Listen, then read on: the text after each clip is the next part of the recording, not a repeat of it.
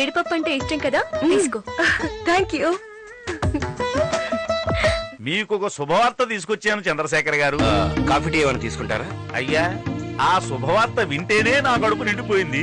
మీరు వింటే మీ కడుపు నిండిపోతుంది. త్వరగా తినవే, కడుపు నిండిపోతే హల్వా తినలేవు. తిను. మీకు జగదీశ్వరి దేవి గారు తెలుసుగా, బిజినెస్ మ్యాగ్నెట్.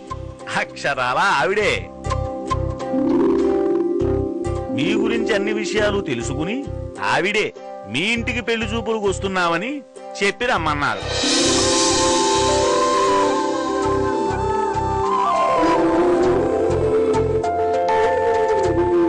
నువ్వు డీసెంట్ గా ఉంటూనే ఎప్పుడు అబ్బాయికి లైన్ వేసావే? అలాంటి పనులు నేనేం చేయను, నువ్వే చేస్తావు. అందుకే వాళ్ళు మన ఇంటికి వస్తున్నారు. నేను ఏం చేయలేదు కానీ ఏ లవ్ స్టోరీ లేకుండా వాళ్ళు మనింటి సంబంధం ఎందుకు చేసుకుంటారు? మీ అనుమానం నాకు అర్థమైంది. ఆవిడికి కావలసింది మంచి కోడలు. అలాంటి లక్షణాలన్నీ మీ అమ్మాయిల్లో ఉన్నాయని నేనే చెప్పాను.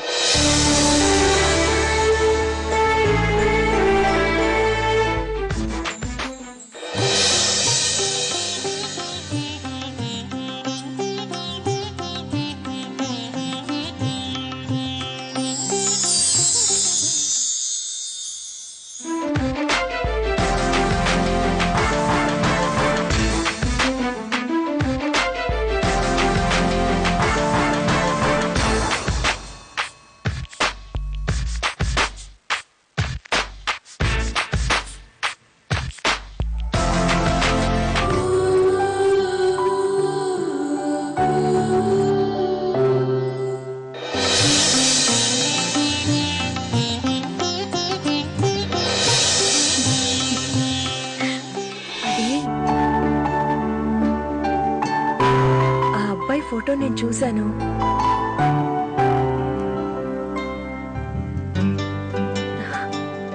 చాలా నచ్చాడు.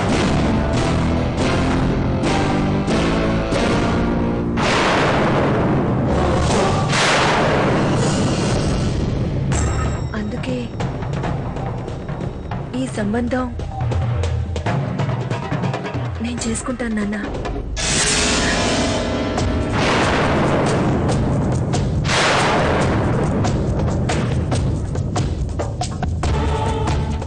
నేను మీతో ఆ సంబంధం గురించి మాట్లాడదామని వచ్చాను నాన్న.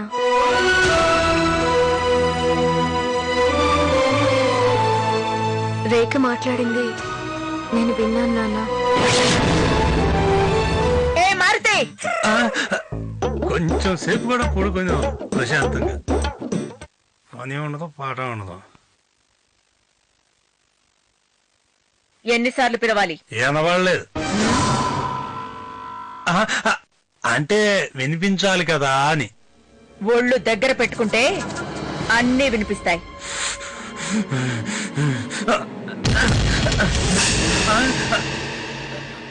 అయినా నేను ఇప్పుడు వాచ్మెన్ కాదు, నీ తమ్ముడిని.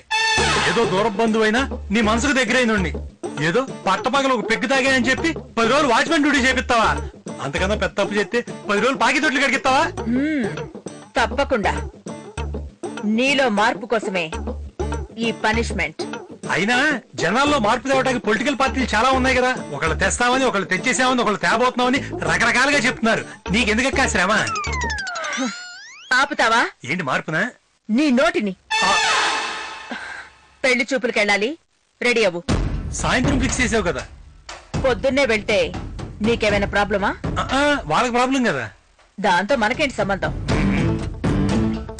చెప్పిన టైంకి వెళ్తే అమ్మాయిని అందంగా అలంకరిస్తారు. ఆ తర్వాత అమ్మాయి సిగ్గుపడుతూ నోట్లో నాలుక లేందాల్లా నటిస్తుంది. నాకది ఇష్టం లేదు. వాళ్ళు ఊహించకుండా వెళ్తేనే కోడలి వాస్తవాలు తెలుస్తాయి.